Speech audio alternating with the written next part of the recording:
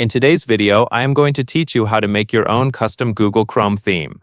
We are going to keep this simple and easy to follow so you can quickly personalize the look of your browser.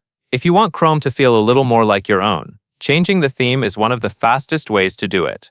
You can use built-in color options, choose from background collections, or upload your own image for a more custom look.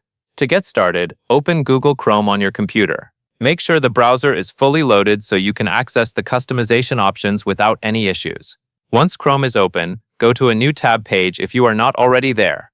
This is usually the easiest place to find the appearance settings you need. Next, click on Customize Chrome. This option is typically found on the new tab page, and it opens the panel where you can change the visual style of your browser. If you are following along, take a moment here to look through the available sections so you know where everything is located.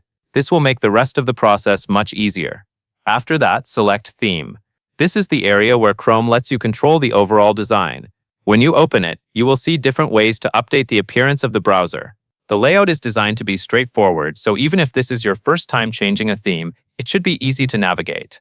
Now choose the style you want to use. You can pick from preset colors if you want something quick and clean. This is a good option if you just want to give Chrome a fresh look without spending much time customizing it. You can also select from a gallery of backgrounds, which gives you more visual variety and lets you choose something that matches your taste.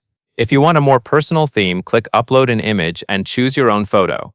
This is a great way to make Chrome feel unique. When selecting an image, try to use one that is clear and high quality so it looks good across the browser window. After you make your selection, Chrome will apply the change so you can preview the result right away. If needed, you can go back and try different colors or backgrounds until you find a combination that looks the way you want. That covers everything you need to know.